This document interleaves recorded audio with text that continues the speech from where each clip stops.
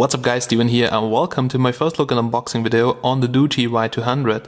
So I've got this one here from eFogShop.com, as always linked down below in the description, and now I would say let's have a closer look at the specs of this device. So here are just some key facts about the smartphone. It's around €140, which is a lower budget, so 5.5 inches HD resolution IPS screen, which looks quite good. The MTK6735 quad-core chipset unfortunately clocked at 1 GHz, Android 5.1, 2 gigs of RAM, and the good thing is 32 GB of ROM, an 8 megapixel rear camera which should have a Sony sensor, so the IMX219 if I'm correct, and a 5 megapixel front facing camera which is software interpolated to 8, so also the rear camera is software interpolated to 13. So there we go, let's do the unboxing, let's see what we can find inside. Something I forgot to mention, the battery capacity should be 3000 mAh, so here's the package I've received from eFogs, and there we go. Let's open it up. So here we have the smartphone itself at the top. Yeah, it looks pretty cool here with the matte finish, and let's put it beside for now and let's have a closer look here on what we can find in the package. So the accessories, and there we go. So here just some cardboard material. Then here we have the Doogee user manual, actually quick starter guide, because you see just a couple of pictures and explains, so actually this is more advertising than a quick starter guide. Then here we have something, that's a quick guide actually, so in different languages, so it's multi-language, but with not too many pictures, and user manual. Alright, let's have a closer look on what we can find inside here. So here we have some package, and in there we have the accessories. Now first of all, phone just comes with a micro USB port, so nothing special. We have here normal micro USB charging cable in black, as you can see. Then let's check out what other things we can find here inside. And alright, so there is some headset included, but usually those headsets are pretty crappy, so we can quickly have a look at this one here. Probably I've already seen that or tested it on another Chinaphone, because sometimes it's the same headset in different companies. And there we go. Alright, so I think I've already seen that one here, so I think I remember that design. But very lightweight, all made out of plastic. We have here a remote control with the Doogee logo, also here microphone, mute button, that one here looks good, also made out of metal, 3.5mm jack, and you see a flat cable. So that's the headset included. Can't really tell you something about the quality right now, but I will keep you updated. Here we have the charger. It's a Doogee charger, as you can see. The rear, so the back side here says it has 5 volts output, 1 amp output, so 5 watts. Here the USB port straight in, and power socket connector for my country, so you will get it also for your country, don't worry. Here we have a metal pin and a SIM card adapter, so the metal pin is needed because the back cover is not removable, and here we have the SIM adapter, which is usually included with Doogee phones. So something I want to mention is, just leave me a comment down below if I should take this phone apart to have a look at the battery, but for sure we'll also measure it. Here you can see a screen protector is included with microfiber cloth, so to clean it. And last but not least, we have here a transparent hard plastic shell case, so we can quickly apply it so you can see how that looks here with the case. And pretty okay protection. Protects here the outer edges, so here we have some bumpers. This side not protected, goes a little bit over the screen, but for the screen protection you should get yourself a screen protector, but there's also one included. Alright, that's it guys, now let's have a closer look at the smartphone to check out the unique design and features. So ladies and gentlemen, here it is, the Doogee Y200 for the young and luxurious generation. Well, for young people probably yes, luxurious not really. Completely made out of plastic. You can see here the backside, so not really fancy, so matte finish, but it looks pretty cool in my opinion. Now here we have a sticker which you can remove, but keep it somewhere, because here are your IMEI numbers, IMEI 1 and 2, so in case if you lose them you can restore it with the IMEIs printed here. Doogee logo here looks pretty cool. Then here we have the big speaker grid at the bottom, and the whole feeling, it's a kind of thin device. You can find the dimensions down below.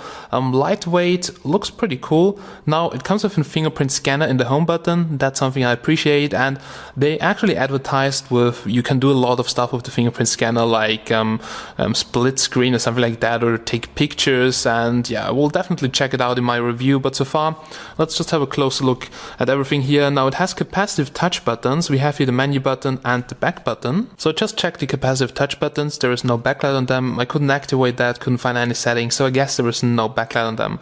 The home button feels pretty good. It's like a mechanical home button with Fingerprint Scanner function. The Fingerprint Scanner is really fast, you will later see it in action, and you can also unlock from the black screen. Now just check out here the display. It looks pretty cool that there is no black bar around it, so this is actually part of the frame, not like a different color here on the front plate. The display looks quite okay. It's an HD resolution screen. The colors don't change too much, but yeah, it's not the best panel I've seen. At the top here we have, for instance, light and proximity sensor. We have the earpiece and the front-facing camera, which should be 5 megapixels interpolated to 8. Okay, now here you can see once again the frame. So actually I just measured it. It's 8 millimeters thick. The buttons, they're made out of plastic. So we have here the power button and we have here the volume rocker. So slides a little bit up and down, made out of plastic. It's okay quality. Now at the bottom of this device we have the micro USB port. Nothing special, nothing super fancy, just here bottom microphone. And it should also have a top microphone, yeah, probably here on the rear side, because they actually advertised with that it has dual mics and it should have such awesome mic quality. Alright, so on the right side we have here the SIM card tray. I will just quickly open it up for you so we can check out if you can put in micro SD cards. Now well, a micro SD card fits inside as you can see, but well, it blocks the second SIM card slot unless you do some modification to it. And here for instance, yeah, the first SIM card slot is side A, which holds a micro SD card, or here my nano SIM card with an adapter. Alright, so that's the slot as you can see, so you have to decide storage extension or second SIM card slot, because as you can see, this blocks here the slot if you apply it, and yeah, there would be no place anymore for the second SIM card. Now something I forgot to mention about the front side, so on the top there's also a notification LED, so that's pretty good. Something I absolutely hate on my iPhone is that it has no notification LED, and this really pisses me off. Okay, so I just tried to unlock this way with the fingerprint scanner. Worked right now. You see it's German, so I'll quickly change it. Maybe let's have a very short look on the back side here again. So at the top we have the rear camera. Now it's not a super fancy camera, so it's kind of laggy in low light conditions and takes really ages to focus. But also here in the middle, a microphone reset hole. I will just check it out later. And also here on the right side we have the LED flash, which is a single LED flash. At the top here 3.5mm headphone jack, but well, that's basically it. So we now had a look here at the device from all sides, and now it's time to quickly jump into Android and check out all the features. So guys, the phone is up and running. I've installed some applications and I would say let's check it out. First experience, first feeling, yeah, feels pretty good in my hands. And also if you swipe here, you see the menu is pretty fast for the MTK6735, which is a very low budget chipset. By the way, the whole between the camera and the LED flash, it's definitely a microphone, so you can also see the grid inside. And we can quickly go here to the settings to check out what we can see here. So there we go, Wi-Fi here at the top. And Wi-Fi is a little bit low, so I have some devices here performing better. Even the Yumi Roam got a little bit better signal, but still it's quite okay. You can see here fair 12 Mbits only from 54, and the router, actually we're here in the first floor, router's one floor down, and Wi-Fi signal doesn't seem to be that good. We can have a quick look here at the settings again. We have Bluetooth, we have also HotNod inside. So it's basically like MediaTek's own NFC feature, but also only compatible with MTK devices, which also support HotNod. So you probably already know that. Here under more, the usual stuff, nothing fancy here. If we check out the storage, we can definitely see 7.44 gigabytes here on the SD card, so the 8 gigabyte SD is working, and here, yeah, finally total space 30 gigs. But straight out of the box, only 25.72 are available, so you lose like 7 gigs. But yeah, usually quite normal. Biggest ripoff is just the iPhone, because I have from 64 like 45 or something like that. Okay, so that's it. Sorry, let's go back here. That was storage. We have battery saver. Not really sure how that works, because kernels on MTK phones are usually kind of crappy. Now I'm not really sure if there's downclocking or something like that, or probably just turn off some services. I can tell you that later in my review. Battery stats, here you can see apps are running in the background. Now this phone has 2 gigabytes of RAM, probably that's why it is kind of smooth with that chipset. But also here the ROM is very good optimized. What the hell? Why do I get here some ads? Oh, from that crap game, sorry, it's still in the background. I've just installed some Minecraft crap game, and yeah. Okay, 310 megabytes of RAM, 200 megabytes of RAM he used by the app, so equals like 500, 600 megabytes here with even background applications, so that's pretty good. Also the phone is really clean, so the ad you have seen before was from that fake Minecraft application. Okay, we have the different users. We have here the fingerprint scanner, my passcode here always 1234. and I can show you quickly how to add a fingerprint. So we have in Fingerprint Manager, here you go to add fingerprint, and the fingerprint scanner is quite fast and reliable. I can quickly show you that. I will add my right thumb here again, and it already tells you place your finger, move your finger. So if you don't move your finger all along the fingerprint sensor, which you should do to get different prints of your finger. And now we have 2 fingerprints, and we can go here back, so I can show you what you can do with it. You can lock the screen, you can control the camera. So this was off. We have launcher control, video control, app lock. So basically they just built some nice application around the fingerprint scanner here, so that you can also scroll here between the pages, but nothing too super fancy. But what's pretty cool, I was just eating pizza, and yeah, pizza, how you call it in English, but still my finger is a little bit fatty, and the fingerprint scanner still works pretty good. So you just have to put your finger on there, and you can unlock from the black screen.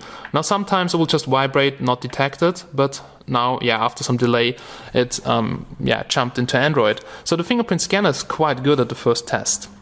And you can also control the camera application and all that, but honestly, I probably won't use it, but yeah, it's nice. Okay, we have here locations or GPS. We'll test it a little bit later. We have smart gestures, we have smart wake up, so double tap to wake up, usually implemented in almost every phone right now, and you can easily install that on your own. We have here language and input, so the phone is multi-language as always, German, English, not the full Android language pack, but everything you can see here right now on the screen is supported, so if you want to, just take a screenshot. Okay, that's it. That was language and input, blah blah blah. Last but not least, about the phone. So here we have wireless update, for instance. So currently I have the latest version, I guess. Checking for updates. Nothing so far, but I had Otis on some Doogee phones, so not too bad at all. Android version 5.1, and yeah, it's the Y200. So that's everything here in the settings. Now, if we check out here the Android status bar, so we have here some rethemed buttons, and also here a data connection button, which I miss on some smartphones. But yeah, that's basically it. All the features in here, flashlight, and the LED flash is really, really weak. So it could definitely be better. Okay, so let's jump into the menu, and here we have the camera. Now, let's start it. And the LED flash still on, no, it's off. But as you can see, it's a little bit blurry, so we'll quickly clean the lens. Well, that's a bit better, but still not perfect. And I also took some pictures in not the best lighting environment, and we can quickly check that out here. So if you zoom in, so for instance here, so with the LED flash, so it gets really blurry. Also on the computer, it doesn't look too good at all. In the full review, I'll provide you sample pictures, but for now I would say it's an okay average camera, but nothing too super fancy. Front-facing camera, we can quickly check it out. So what's up, guys? You see colors look really washed out, and also, okay, regarding the studio lights, probably it's a little bit different, but front-facing camera is not something which is too good. You can see now the notification LED because just an email came in. We have Doogee Y200, so that Wi-Fi share thing, which is kind of useless in my opinion. Here also the fingerprint application, which you've seen before. Go keyboard was pre-installed, so it's a little bit customized, but at least you still have an app drawer, and that's something which is really important for me. Alright, that's it, guys. I would say let's do quickly some benchmarks, and then let's talk a little bit about the performance. Well, guys, benchmarks are finished. Let's have a look at the result, and there we go. So we have here the Geekbench 3 result, so 475 single core, 1330 multi-core score, which is, not too impressive, so a little bit better than the MTK 6580, which I just checked out. 1.9 gigabytes of total memory, so that's actually quite okay. Now the 2 gigabytes of RAM don't really boost the performance too much. We can quickly check out here the Antutu benchmark, and there we go.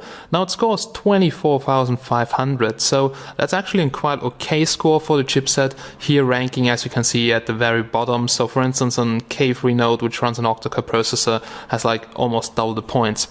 We can check out here the info, 5.1 but 32 bits only, so for some reason most of the 6735 chipsets don't run 64 bits. If we check out the chipset, you can see it supports 64 bits, 4 cores, and the maximum clock unfortunately also 988 MHz, so just around 1 GHz, but the operating system is still quite smooth.